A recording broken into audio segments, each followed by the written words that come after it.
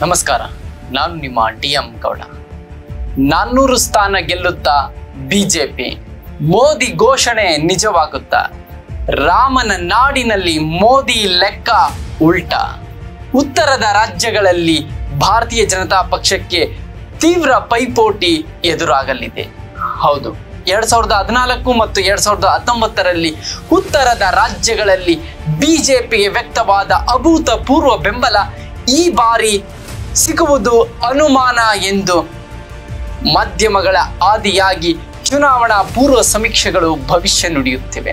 ಕಳೆದ 10 ವರ್ಷಗಳ ಅವಧಿಯಲ್ಲಿ ಬಿಹಾರ, ಉತ್ತರ ಪ್ರದೇಶದಂತಹ ಹಿಂದುಳಿದ ರಾಜ್ಯಗಳ ಅಧಿಕಾರದ ಚುಕ್ಕಾಣಿಯನ್ನು ಹಿಡಿದಿರ್ತಕ್ಕಂತಹ ಭಾರತೀಯ ಜನತಾ ಪಕ್ಷ ನಿರುದ್ಯೋಗ ಸಮಸ್ಯೆಯನ್ನು ತೊಡೆದು ಹಾಕಲು, ಬಡತನವನ್ನು ನಿರ್ಮೂಲನೆ ಮಾಡಲು ಇದುವರೆಗೂ ಕೂಡ ಯಾವುದೇ ರೀತಿಯ ಕ್ರಮಗಳನ್ನು ಕೈಗೊಳ್ಳದೇ ಇರುವುದು ಭಾರತೀಯ ಜನತಾ ಪಕ್ಷಕ್ಕೆ ಬಹುದೊಡ್ಡ ಹಿನ್ನಡೆ 2024ರ ಲೋಕಸಭಾ ಚುನಾವಣೆಯಲ್ಲಿ ಎದುರಾಗಲಿದೆ ಎಂದು ಅಲ್ಲಿನ ಸ್ಥಳೀಯ ಗ್ರೌಂಡ್ ರಿಯಾಲಿಟಿಯನ್ನು ಗಮನಿಸಿದರೆ ಸ್ಪಷ್ಟವಾಗುತ್ತಿದೆ.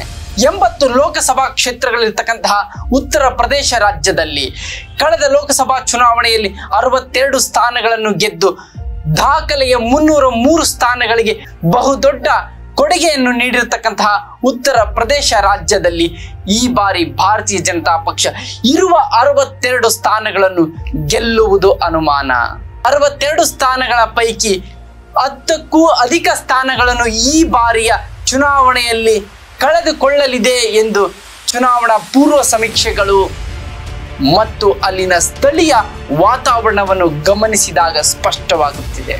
ಕಾಂಗ್ರೆಸ್ ನೇತೃತ್ವದ ಇಂಡಿಯಾ ಮೈತ್ರಿಕೂಟ ಈ ಬಾರಿ ಕಳೆದ ಬಾರಿ 14 ಸ್ಥಾನಗಳನ್ನು ಗೆದ್ದಿದ್ದಂತಹ ಇಂಡಿಯಾ ಮೈತ್ರಿಕೂಟ ಈ ಬಾರಿ 30ಕ್ಕೂ ಹೆಚ್ಚು ಸ್ಥಾನಗಳನ್ನು ಗೆಲ್ಲುವ ಮೂಲಕ ಭಾರತೀಯ ಜನತಾ ಪಕ್ಷಕ್ಕೆ ಬಹುದೊಡ್ಡ ಪೈಪೋಟಿ ನೀಡಲಿದೆ. ಹಾಗಾದ್ರೆ ಬಿಜೆಪಿಗೆ ಉತ್ತರ ಪ್ರದೇಶದಲ್ಲಿ ಹಿನ್ನಡೆಯಾಗುವುದಕ್ಕೆ ಕಾರಣಗಳಾದರೂ ಏನು? 2019ರಲ್ಲಿ ಪುಲ್ವಾಮಾ ದಾಳಿಯಲ್ಲಿ ತೇಲಿದಂತಹ ಭಾರತೀಯ ಜನತಾ ಪಕ್ಷ 2024ರಲ್ಲಿ ರಾಮನಾಮ ಬಲ ನಮ್ಮನ್ನು 400 ಗಡಿಯತ್ತ ದಾಟಿಸುತ್ತೆ ಎನ್ನುವ ಅವರ ಅಚಲ ವಿಶ್ವಾಸಕ್ಕೆ ಉತ್ತರ ಪ್ರದೇಶ ಎಳ್ಳು ನೀರು ಬಿಡುವ ಸಾಧ್ಯತೆಗಳಿವೆ. 12% ಮತ ಬ್ಯಾಂಕ್ ಇರ್ತಕ್ಕಂತಹ ಬ್ರಾಹ್ಮಣ ಸಮುದಾಯ ರಾಮ ಮಂದಿರದ ಉದ್ಘಾಟನೆಯ ನಂತರ ಅದರಲ್ಲೂ ಪ್ರಮುಖವಾಗಿ ಸ್ಮಾರ್ತ ಬ್ರಾಹ್ಮಣ ಸಮುದಾಯ ಭಾರತೀಯ ಜನತಾ ಪಕ್ಷದ ವಿರುದ್ಧ ತಿರುಗಿ ಬಿದ್ದಿದೆ. ಸ್ಮಾರ್ತ ಬ್ರಾಹ್ಮಣ ಸಮುದಾಯದ ಆಕ್ರೋಶಕ್ಕೆ ಭಾರತೀಯ ಜನತಾ ಪಕ್ಷ ಸುಮಾರು 15ಕ್ಕೂ ಹೆಚ್ಚು ಸ್ಥಾನಗಳನ್ನು ಉತ್ತರ ಪ್ರದೇಶದಲ್ಲಿ ಕಳೆದುಕೊಳ್ಳಲಿದೆ ಎಂದು ರಾಜಕೀಯ ವಿಶ್ಲೇಷಕರು ಅಭಿಪ್ರಾಯಪಡುತ್ತಿದ್ದಾರೆ.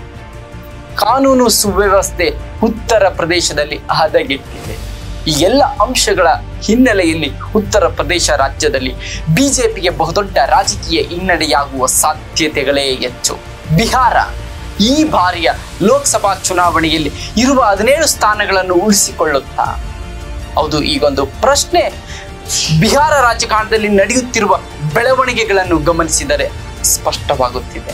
ಇಂಡಿಯಾ ಮೈತ್ರಿಕೂಟದ ಆರ್ಜೆಡಿಯ ತೇಜಸ್ವಿ ಯಾದವ್ ಮತ್ತು ಕಾಂಗ್ರೆಸ್ ನಾಯಕ ರಾಹುಲ್ ಗಾಂಧಿ ಅವರ ಭಾರತ್ ಜೋಡ್ ನ್ಯಾಯ ಯಾತ್ರೆ, ಜನ ವಿಶ್ವಾಸ್ ನ್ಯಾಯ ಯಾತ್ರೆಗೆ ಬಿಹಾರದ ಜನ ಬಹುಪರಾಕ್ ಹಾಕಿದ್ದಾರೆ. ಪ್ರಶ್ನೆ ಪತ್ರಿಕೆಯ ಸೋರಿಕೆ ಹಗರಣ ಆಗಿರಬಹುದು, ನಿರುದ್ಯೋಗ ಪ್ರಮಾಣ, ಈ ಎಲ್ಲ ವಿಚಾರಗಳಿಗೆ ಬಿಹಾರದ ಜನ ರೋಸಿ ಹೋಗಿದ್ದಾರೆ.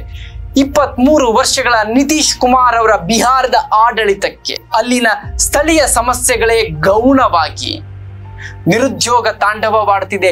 ಉತ್ತರ ಪ್ರದೇಶದ 80 ಸ್ಥಾನಗಳು, ಬಿಹಾರದ 40 ಸ್ಥಾನಗಳು, ಒಟ್ಟು 120 ಸ್ಥಾನಗಳಲ್ಲಿ ಭಾರತೀಯ ಜನತಾ ಪಕ್ಷಕ್ಕೆ 40ಕ್ಕೂ ಅಧಿಕ ಸ್ಥಾನಗಳು ಕಳೆದುಕೊಳ್ಳುವ ಸಾಧ್ಯತೆಗಳೇ ಹೆಚ್ಚು.